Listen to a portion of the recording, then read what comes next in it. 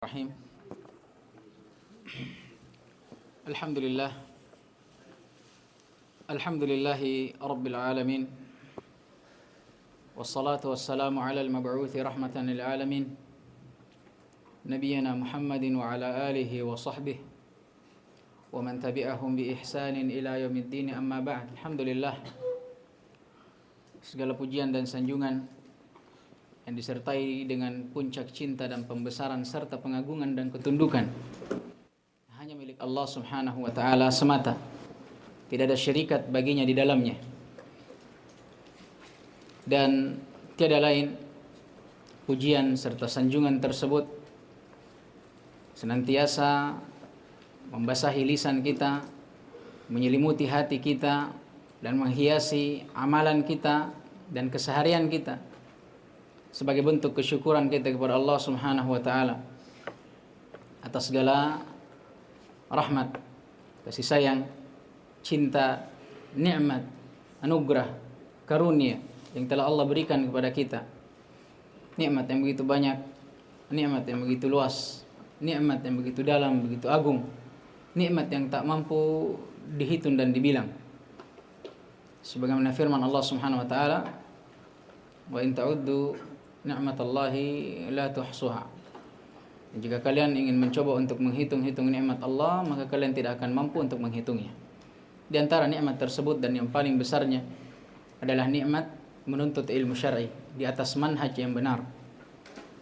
Dari sini kita bisa melihat bagaimana Allah Subhanahu wa taala mengistimewakan kita dari hamba-hamba yang lainnya dengan berkali-kali keistimewaan. Mulai dari Islam, iman, dari keimanan, Allah Subhanahu wa taala mengistimewakan kita dari yang lainnya dengan mengenal manhaj yang benar. Dan dengan itu Allah khususkan dan istimewakan kita lagi dengan Allah menyempatkan kita untuk bisa belajar dan menjadi santri tentunya. Ini nikmat yang paling besar. Dan juga di antara nikmat tersebut, alhamdulillah, kemudahan yang Allah berikan dengan pertolongannya. Allah Subhanahu wa taala memudahkan kita untuk menyelesaikan dari ilmu-ilmu yang kita pelajari, ya terutama ilmu usul fiqh yang alhamdulillah kita telah mulai dengan membaca risalah sebelumnya, Al-Usul min Ilmi Usul, karya Fadilatul Syekh Al-Allamah Al-Usuli Muhammad bin Shalih Al-Utsaimin. Dan alhamdulillah, ya, dengan pertolongan dari Allah Subhanahu wa taala kita bisa menyelesaikannya. Dan sekarang alhamdulillah kita masuk pada kitab yang kedua dari susunan silsilah, ya, urutan pelajaran usulul fiqh. Dan kita akan membaca kitab Syarhu al-Waraqati fi Usuli al-Fiqhi. Syarah Waraqat di dalam atau tentang ilmu usul al-fiqh. Syarah ini sendiri adalah karya Fadilatul Syekh Abdullah bin Salih Al-Fauzan. Abdullah ibn Salih Al-Fauzan. Ya, adapun yang mengatakan bahwa Syarah Waraqat ini adalah karya Syekh Salih ibn Fauzan ibn Abdullah Al-Fauzan, yang salah satu anggota Hayat Kibar Ulama, maka ini khata, salah, keliru. Ya, bahkan yang kami ketahui belum pernah kami dapatkan, bahkan guru-guru kami yang mengajarkan kami ini, kata mereka, ya sebagaimana pemahaman kami, ya sejauh pengetahuan kami belum pernah mendapatkan ada syarah waraqat dari Syekh Salih Al-Fauzan. Yang benarnya itu Syekh Abdullah bin Salih Al-Fauzan, salah seorang ulama di negeri Riyadh, di daerah Riyadh di Saudi Arabia. Beliau adalah seorang ahli usuli juga, dan beliau umurnya sudah tua. Kalau antum buka di internet, di YouTube, antum bisa lihat beliau, karena beliau ulama Saudi ya. Beliau di video juga. Taib. Adapun untuk matannya, Al-Waraqat itu sendiri adalah karya Imamul Haramain. Imamul Haramain. Wah, kopinya pakai saringan, kayak knalpot saja. Taib. Imamul Haramain Abul Ma'ali Al-Juwaini. Beliau dilaqabi, dijuluki dengan Imamul Haramain, dan akan datang kenapa sebabnya. Karena kita akan baca muqaddimahnya syarih di sini. Beliau akan jelaskan sedikit banyaknya tentang muallif. Imamul Haramain Abul Ma'ali, kunyahnya Al-Juwaini. Ini nisbahnya. Nanti akan datang namanya. Baik. Kita baca dari muqaddimah asy-syarih. Ada di situ. Yang dia buka dengan khutbatul hajah. Ada? Baik. قال الشارح وقال المؤلف حفظه الله تعالى بسم الله الرحمن الرحيم مقدمة الطبعة الأولى. Ada ini? Tidak ada. Langsung muqaddimah Bismillahirrahmanirrahim. Baik, karena ini memang judul di sebahagian kitab itu diberikan oleh percetakannya, ya, muassasahnya. Kata beliau, innal hamdalillah nahmaduhu wa nasta'inuhu wa nastaghfiruh wa na'udzu billahi min shururi anfusina wa min sayyiati a'malina may yahdihillahu fala mudilla lahu wa may yudlil fala hadiya lahu wa asyhadu an la ilaha illallah wahdahu la syarika lahu wa asyhadu anna muhammadan abduhu wa rasuluhu amma ba'd. Ini lafaz ini dinamakan khutbat al-hajah. Khutbat al-hajah. Dan Syekh Ibnu Utsaimin rahimahullah memberikan faedah dalam syarahnya tentang terhadap kitab Riyadhus Shalihin karya Imam An-Nawawi rahimahullah. Kata beliau, khutbatul hajah alfadhuha tauqifiyatun. Khutbatul hajah alfadhuha tauqifiyatun. Ya, jadi khutbatul hajah itu lafaz-lafaznya tauqifiyah. Apa itu tauqifiyah? Yutawaqqafu anhu ala ma warada min al-adillah. Kita berhenti, kita mencukupkan diri dengan khutbatul hajah atas apa atau sesuai dengan apa yang datang dengannya dalil. Dan yang datang dengannya dalil lafaz ini. Ya, lafaz ini. Tidak boleh ditambah dan tidak boleh dikurangi. Ini namanya khutbatul hajah. Ya, tidak boleh ditambah dan tidak boleh dikurangi. Paham jadi? Baik. Ini khutbatul hajah dan faidah diberikan oleh Syekh Ibnu Utsaimin rahimahullah dalam syarahnya terhadap Riyadhus Shalihin. Baik. Kemudian kata beliau amma ba'du ini telah berlalu juga ya kemarin di pelajaran disinggung oleh guru kita Al-Ustaz Al-Fadil Abdul Qarnain Muhammad Sunusi. Amma ba'du apa namanya? Fasl al-khitab. Fasl al-khitab. Fasl khitab. Kenapa dikatakan fasl khitab? Karena dia yang memfasal, memisah antara khitab. Maksudnya antara suatu pembahasan dengan pembahasan yang lainnya. Ini namanya fasl al-khitab. Amma ba'du. Diberikan penakdiran oleh para ulama nahwu. Kata para ulama nahwu apa? Mahma yakunu min syai'in fa ba'du. Dan adapun apa yang akan aku jelaskan maka fa ba'du akan datang setelah ini. Itu takdirnya. Dan amma ba'du juga ini sama karena dia masuk dalam mu'dham kandungan apalagi namanya khutbatul hajah, maka dia juga tauqifiyah. Ya. Yang paling sempurnanya kita datangkan dengan lafaz ini, amma ba'du, karena Nabi datang dengannya. Karena ada sekarang yang mencukupkan dengan ba'du atau wa ba'du atau fa ba'du. Ini tidak masalah penggunaannya. Tapi yang lebih baiknya, yang afdalnya itu menggunakan apa yang telah digunakan oleh Nabi SAW. Dan ini yang digunakan Nabi SAW. Perlu diterjemahkan khutbatul hajah? Tidak usah ya? Ma'ruf. Ada yang mau diterjemahkan khutbatul hajahnya? Terjemahkan. Baik, bismillah. Kata beliau, sungguh alhamd, segala pujian dan sanjungan lillah, hanya milik Allah. Al di sini istighraqiyah, mencakup segala bentuk hamd, dan lillah lamnya lil istihqaq, menunjukkan atas keberhakan. Maksudnya alhamd ini hanya untuk Allah. Hak Allah tidak selainnya. Ya, dialah Allah yang nahmaduhu, kita senantiasa memujinya, wa nasta'inuh, meminta pertolongan kepadanya, wa nastaghfiruh, dan beristighfar kepadanya, wa na'udzu billahi min syururi anfusina, dan kita memohon perlindungan kepadanya dari keburukan diri-diri kita, wa min sayyiati a'malina, dan dari keburukan amalan-amalan kita. May yahdihillahu fala mudhillalah, karena sesungguhnya siapa yang Allah berikan hidayah, maka tidak akan ada yang mampu untuk menyesatkannya. Dan sebaliknya, wa may yudlil fala hadiyalah, dan barang siapa yang Allah telah sesatkan, tidak akan ada satupun manusia yang mampu memberikan hidayah kepadanya. Asyhadu an la ilaha illallah wahdah, dan aku bersaksi bahwa tidak ada sesembahan yang berhak untuk disembah kecuali Allah semata. La syarikalah, tidak ada syirikat baginya di dalamnya. Maksudnya di dalam penyembahan tersebut. Wa asyhadu anna Muhammadan abduhu wa rasuluh, dan saya bersaksi bahwa kesannya Nabi Muhammad sallallahu alaihi wasallam adalah hamba dan utusannya. Kata beliau, fa hadha syarhun wajizun ala waraqati imamil haramain fi usulil fiqh. Ra'aitu fihi suhulatal usluba atau suhulatal uslubi wa idaha al ibarah ma al inayati bil amthilati allati tuwaddihu al murada. Wa kuntu biwad'i anawinin لكل موضوع أو موضوع من موضوعات الكتاب ليعرف القارئ ما يدخل تحت هذا العنوان.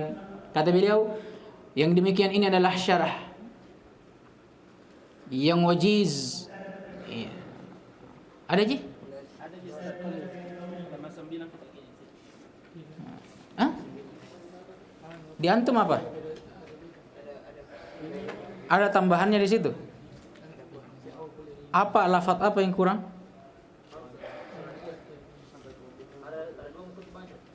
Iya, itu pertama biasanya muqaddimah dari ini. Dia takdim dari syekh yang lain. Iya.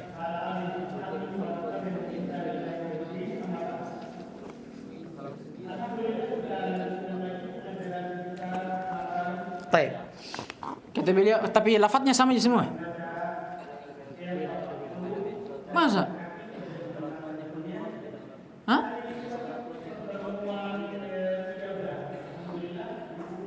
Masa? Beda atau berhenti sampai di situ? Maksudku berhenti sampai di situ. Baru lanjut setelahnya apa? Wasl hadza syarh. Enggak apa-apa. Kata beliau, hadza syarhun wajiz. Syarah ini adalah syarah yang ringkas terhadap kitab Al-Waraqat karya Imamul Haramain tentang ilmu usulul fiqh. Ra'aitu fihi suhulatal uslub. Aku menulisnya dengan suhulatal uslub, dengan uslub yang mudah. Wa idahil ibarat, dan dengan ibarat definisi yang idah, yang jelas. Ma'al inayati bil amthilati allati tuwaddihul murad. Bersamaan dengan itu, saya tuliskan contoh-contoh yang lebih memperjelas apa yang diinginkan darinya. Sampai di sini saja. Atau kita baca lebihnya, tidak apa-apa. Siapa tahu ada yang punya kitab yang lain. Wa qumtu biwad'i anawina likulli mawdu'in min mawdu'atil kitab. Dan aku juga memberikan dari setiap maudhu' pembahasan ada anawin, judul-judul dari pembahasan-pembahasan yang ada dalam kitab ini.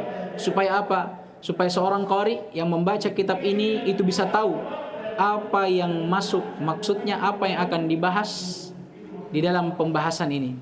Kata beliau, aslu hadza syarh durusun alqaituha ala ba'd at-talabati fil masjid. Faraghaba ilayya 'adadun minal ikhwati an aquma bi taba'atiha aw bi tiba'atiha fa'tadartu lahum bi kasrah aw bi kasrati syuruhil waraqati wa hawashiha. Lakinnahum alahu ilayya. Afwan, ini saya tidak tahu apa ini. Ada yang tahu ini?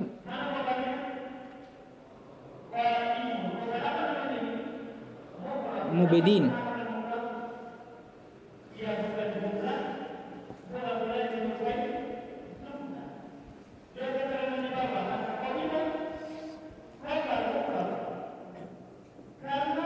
Taib.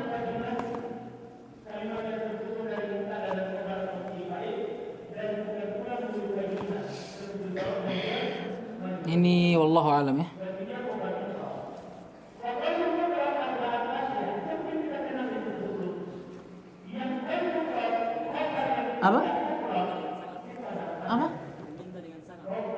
Apa? Apa lafadznya ini? Ada yang punya harakat? Bukan alahu, yang setelahnya. Alahu alayya Ini. Ada yang tahu bacanya ini? Saya belum sempat, saya lalai di sini. Taib. Mungkin Mubedin. Yang saya dapat di kamus Mubedin. Taib. Mubedin ba'd al-mazaya. Fasta'antu billahi ta'ala fi talbiyati hadha at-talab. Kata beliau, asalnya syarah yang saya tuliskan ini adalah pelajaran yang aku ajarkan untuk sebahagian talib atau tulab al-ilm, ya, fil masjid. Maka faraghaba ilayya adadun minal ikhwah, sebagian ikhwah mendorongku, menyemangatiku, menyarankanku an aquma bitibaatiha, untuk aku, ya, mencetaknya. Fa'tadartu lahum, awalnya kata beliau saya tidak mau, bikasrati syuruhil waraqati wa hawashiha, karena waraqat ini telah banyak ditulis dari syarah-syarah dan hawashinya, catatan-catatan kaki yang membahas tentangnya. Walakinnahum alahu alayya, akan tetapi mereka tetap memintaku dengan sangat. Ini mubadina ba'dal mazaya, wallahu a'lam. Besok kita cari. Fasta'antu billah, aku pun memohon pertolongan kepada Allah fi talbiyati hadzal talab, di dalam menjawab permintaan ini. Kata beliau, wal waraqatu mukhtasaran fi usulil fiqh tawatarat nisbatuhu li imamil haramain wa huwa min ashhari al mukhtasarat fi usulil fiqh illam yakun ashharaha wa qad hawa aham mabahitha aw mabahithi usulil fiqh aw usulin bi uslubin mukhtasarin jidda. Kata beliau, kitab Waraqat ini sendiri adalah kitab yang ringkas yang membahas tentang ilmu usulul fiqh, yang nisbahnya, penyandarannya itu tawatarat li imamil haramain, ya, telah tawatur. Banyak yang meriwayatkan bahwa buku ini dinisbahkan kepada Imamul Haramain, wa huwa min ashharil mukhtasarat, dan kitab ini juga termasuk dari kitab-kitab ringkas yang paling ashhar, yang paling terkenalnya fi usulil fiqh, dalam pembahasan ilmu usulul fiqh. Illam yakun ashharaha, ya adapun kalau memang dia bukan yang paling masyhurnya, yang paling terkenalnya, wa qad hawa ahamma mabahithi al-usul, bersamaan dengan itu dia mencakup dari pembahasan-pembahasan usulul fiqh yang paling pentingnya bi uslubin mukhtasarin jidda, dengan uslub, metode yang sangat-sangat ringkas. Kata beliau, waqad wada Allah Ta'ala lahul qabula fa tasabaqat tullabu qadiman wa haditha ila hifdhihi li ikhtisarihi wa kasrati fawaidihi. Ini wallahu ta'ala alam, ya, mungkin bagusnya ditambahkan wa kasrati fawaidi qurrira fi hadhihi al-azminati fi kathirin min ad-dawrat aw min ad-dawarat al-ilmiyah hifdhan wa tadrisa. Kata beliau, dan Allah Subhanahu wa taala telah meletakkan untuk kitab ini al-qabul, penerimaan. Maksudnya Allah menjadikan kitab ini diterima di tengah umat. Fatasabaqat tullabu qadiman wa haditha, dan para tulab, para penuntut ilmu tasabaqa, berlomba-lomba dari dulu sampai sekarang, ila hifdhihi, untuk menghafalkannya. Kenapa? Liikhtisarihi, karena ringkasnya dia, wa kathrati fawaid, dan banyaknya faidahnya. Qurrira fi hadhihi al-azminati fi kathirin min ad-dawrat, bahkan kitab ini ditakrir, dijadikan muqarrar. Muqarrar itu apa ya istilahnya? Kurikulum. Dijadikan ilmu pokok dalam banyak daurah ilmiah, baik itu dari sisi dihafalkan atau diajarkan. Waqad qama adadun min ahli ilmi bi halli alfadhihi wa tawdihi ma'anihi fakathurat syuruhuhu wa hawashihi wa qama bi nadhmihi adadun min al-ulama'i li yashula hifdhuhu. Kata beliau, dan adadun min ahli ilm, sudah banyak dari kalangan para ulama yang qama bi hilli alfadhihi, yang qama ini mengambil amanah untuk menjelaskan lafaz-lafaznya, maksudnya mensyarahnya, wa tawdihi ma'anih, dan menjelaskan makna-maknanya. Fakathura syuruhuhu wa hawashih, Maka dari itu syarah-syarah dan hawashi, catatan-catatan kaki terhadap kitab ini kathurat, telah banyak, telah tersebar. Wa qama binadmihi adadun minal ulama, dan sebagian ulama ada yang menjadikannya nazam dan bait-bait syair. Untuk apa? Liyashula hifdhuhu, agar seseorang itu mudah dalam menghafalkannya. Nah, dan di antara yang mensyarah nazamnya ini Syekh Ibnu Utsaimin rahimahullah.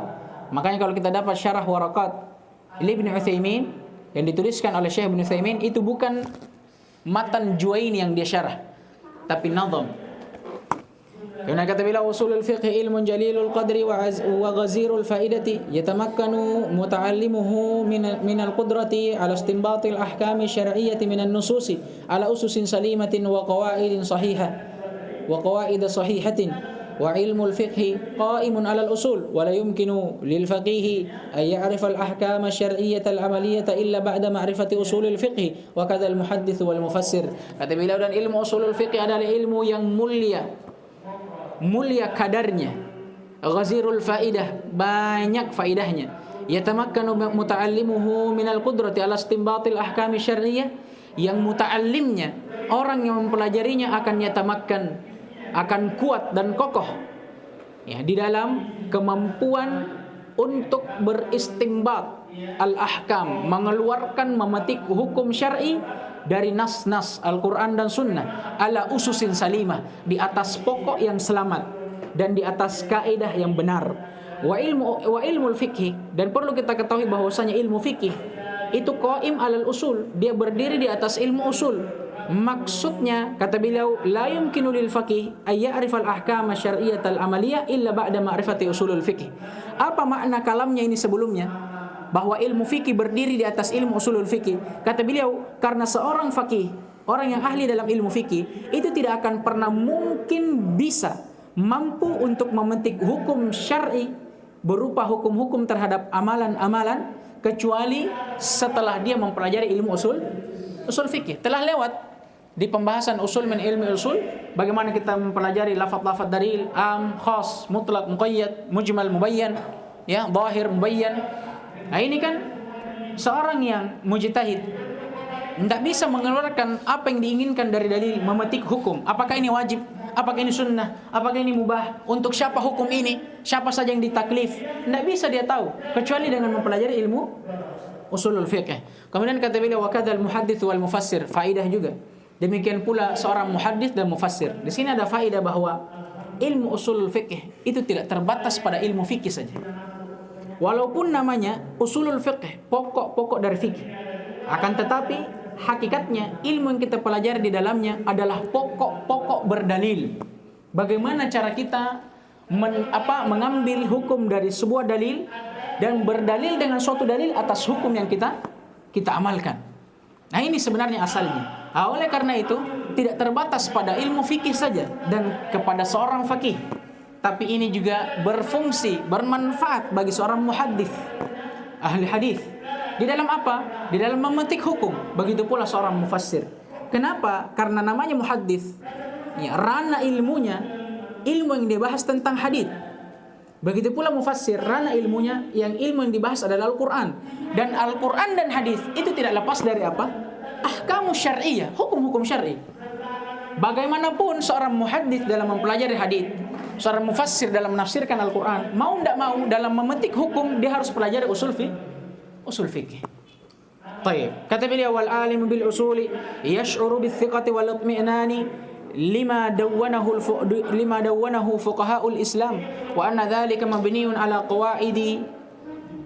qawaida wa ususin salimah.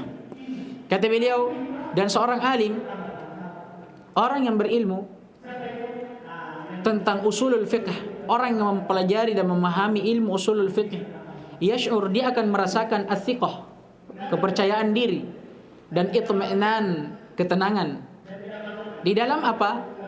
Terhadap apa yang telah dituliskan oleh fuqaha'ul Islam, para ahli fikih dari umat Islam ini.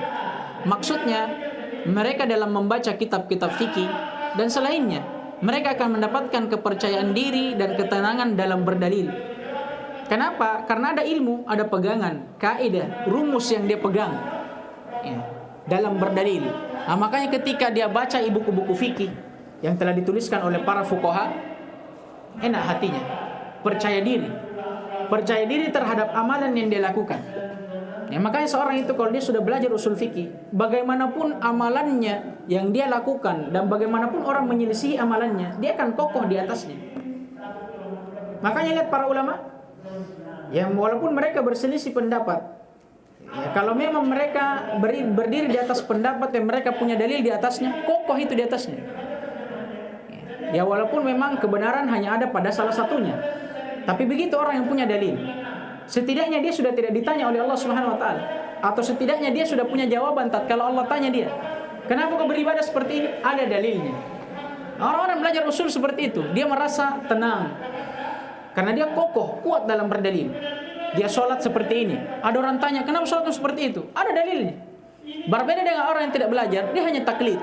"Kenapa sholatmu begitu?" Ya karena Ustadz Fulan saya lihat begitu. Dan orang seperti ini akan berubah terus. Hari ini Ustadz Fulan dia lihat seperti ini, besok mungkin ada Ustadz yang lebih tinggi dari itu, dia lihat sholatnya beda, dia sholat seperti sholatnya itu. Besok dia lihat lagi para masyayikh, dia sholat dengan cara yang berbeda, dia sholat berubah.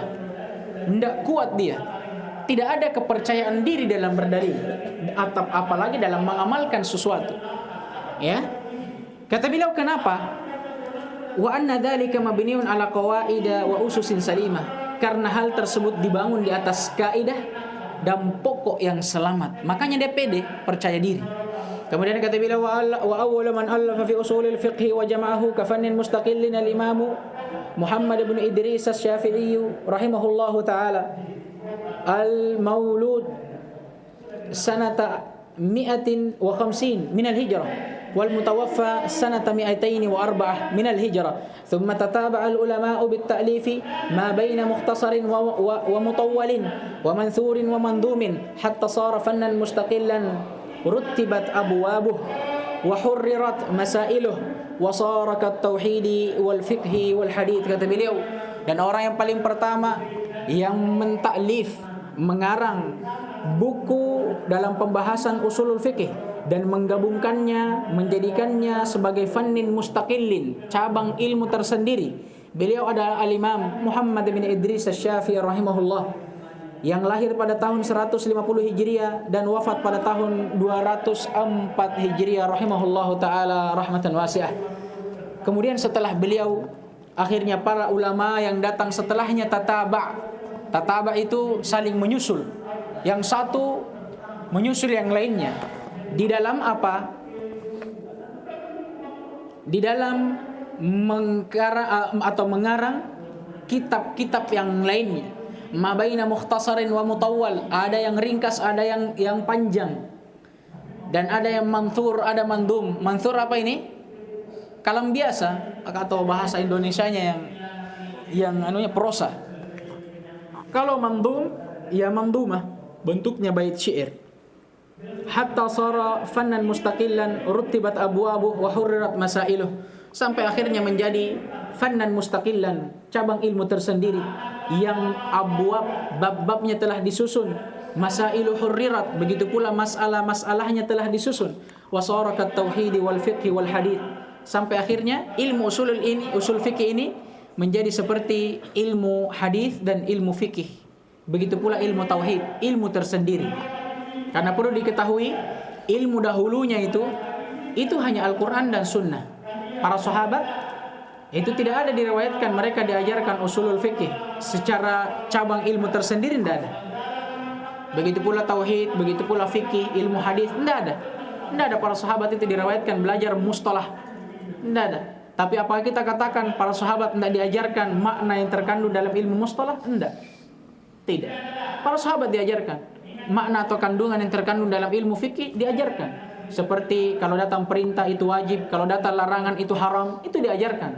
Tapi tidak diajarkan dengan cara ilmu tersendiri begitu. Seperti yang kita lakukan sekarang ini. Ilmu usul fikih sudah ada ilmu tersendiri, ilmu tauhid sudah ada ilmu tersendiri, ilmu hadis sudah ada, begitu pula ilmu yang lainnya. Dulu enggak, Al-Qur'an dan Sunnah. Makanya para sahabat, bahkan sampai para tabi'in, itu diriwayatkan dari mereka berjalan melakukan rihlah untuk mencari apa? Hadis. Itu saja. Itu saja yang dia cari. Tidak ada yang dibilang untuk belajar ilmu usul, untuk belajar, tidak ada. Karena dulu memang ilmu hanya itu. Tapi bukan berarti tidak ada dulu ilmu usul fikih, tidak. Tapi semua sudah terkandung dalam apa? Al-Qur'an dan hadis. Tapi hanya saja ilmu-ilmu itu dulu belum jadi cabang ilmu tersendiri. Paham ini? Baik. Kemudian kata beliau, wa muallif hadhihi al-waraqat huwa Syekh Syafi'i. Huwa Syekh Syafi'iyah Abu al-Ma'ali Abdul Maliki ibn Abdullah ibn Yusuf ibn Muhammad al-Juwaini nisbatan ila Juwain min nawahi Naisabur. Wulida sanata 419 min al-hijrah wa tafaqqaha ala walidihi fi Sabah. Ini wallahu alam, saya belum dapatkan juga dhabat yang pasnya. Kayaknya Sabah atau Sabah. Allah taala alam. Ini suatu negeri. Wa rahala ila Baghdad thumma ila Makkah wa jawara biha 4 sinin. وذهب إلى المدينة فأفتى ودرس فلقب بإمام الحرمين ثم عاد إلى نيسابور فبني له الوزير نظام الملك المدرسة النظامية فدرس فيها وكان يحضر دروسه أكابر العلماء. Kata beliau, adapun muallif dari matan ini, matan waraqat, dia adalah syekh, salah seorang ulama dari kalangan Syafi'iyah. Taib. Bedakan ya. Kalau dikatakan Asy-Syafi'i dan Asy-Syafi'iyah. Misalnya dalam fikih nanti biasanya disebutkan wa hadza qaulu Syafi'i. Dan ini adalah pendapatnya Asy-Syafi'i. Yang diinginkan kalau Asy-Syafi'i tanpa tak marbuta berarti al-Imam Syafi'i itu sendiri. Tapi kalau dikatakan wa hadza madhhab asy-Syafi'iyah atau qaul asy-Syafi'iyah pakai tak marbuta, berarti yang diinginkan apa? Madhabnya. Paham ini? Maka kata beliau huwa Syekhus Syafi'iyah. Beliau adalah syekhnya orang-orang Syafi'iyah. Siapa beliau? Abul Ma'ali Abdul Malik ibn Abdullah ibn Yusuf. Beliau adalah Abul Ma'ali Abdul Malik ibn Abdullah ibn Yusuf ibn Muhammad yang masyhur dengan Al-Juwaini nisbahnya. Al-Juwaini itu sendiri kata beliau nisbah kepada tempat bernama Juwain di daerah Naisabur. Naisabur ini tempat lahirnya siapa?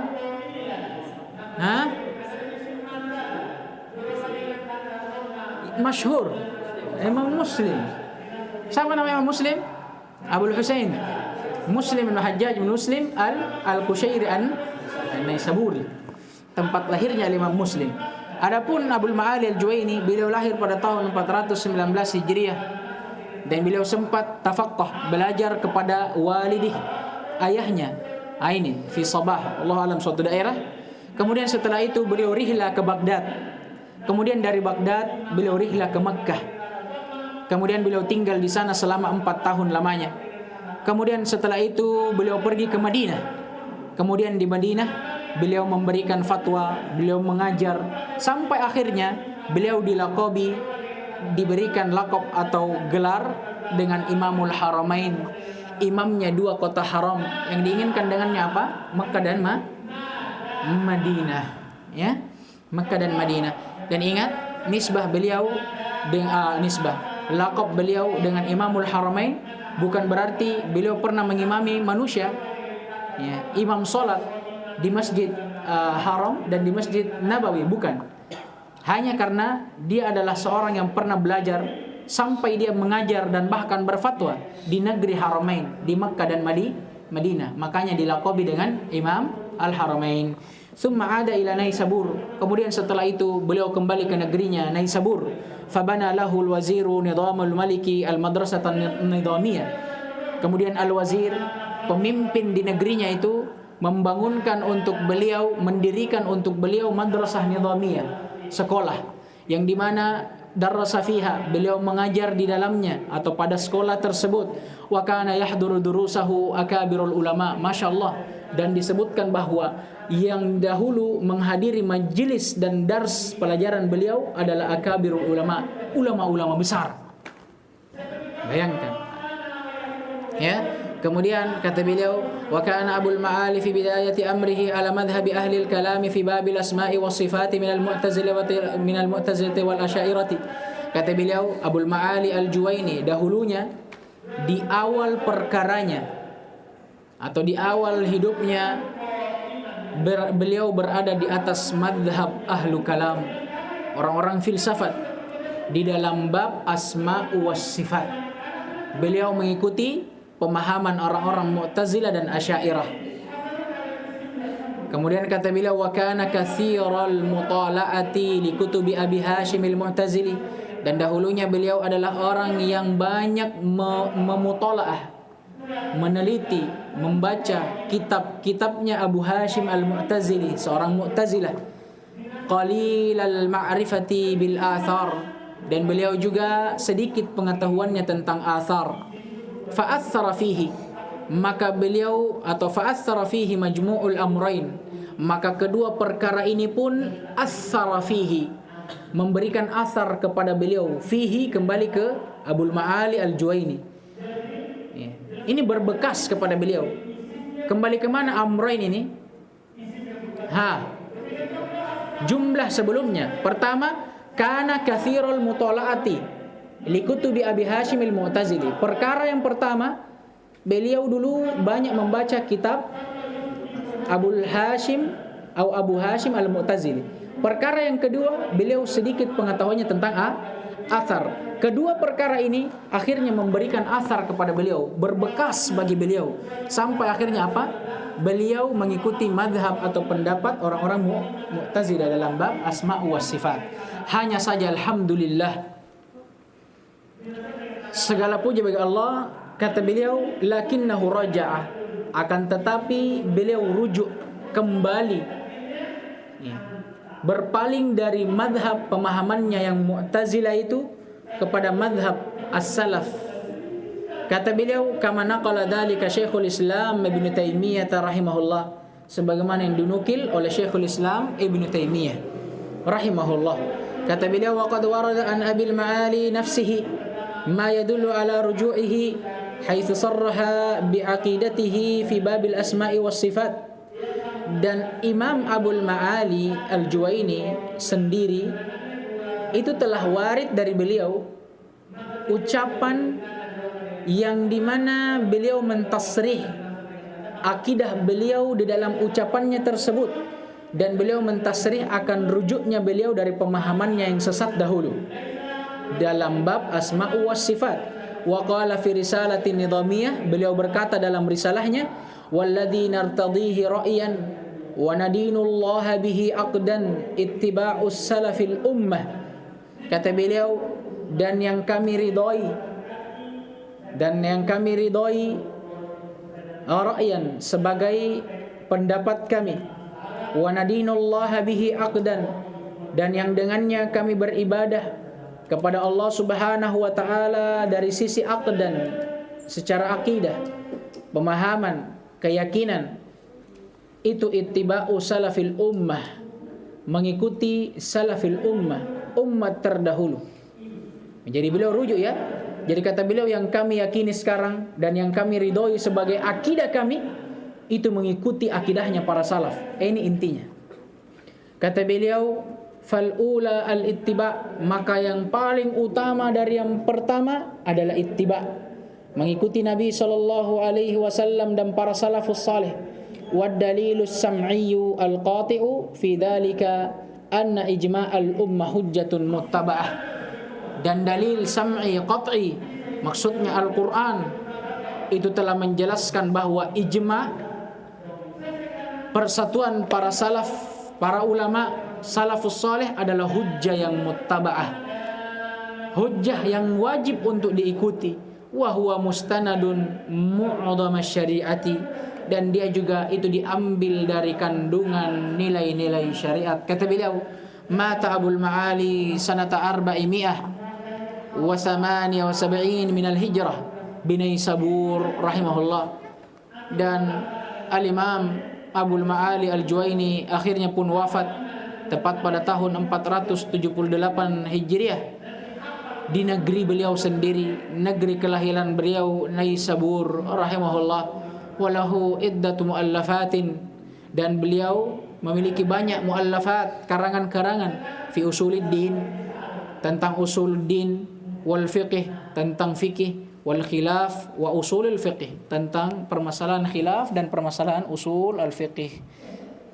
Katabahu Abdullah bin Salih Al-Fauzan Al-Qasim Buraidah. Baik. Syarah ini ditulis oleh Abdullah ibni Salih Al-Fauzan, tepat di Qasim. Ini salah satu tempat di Arab Saudi, Qasim. Tapi besok kita akan masuk di Mabadi al-Ilm insyaallah taala. Naktafi bihadzal qadar, subhanakallahumma wa bihamdika asyhadu an la ilaha illa anta astaghfiruka wa atubu ilaik.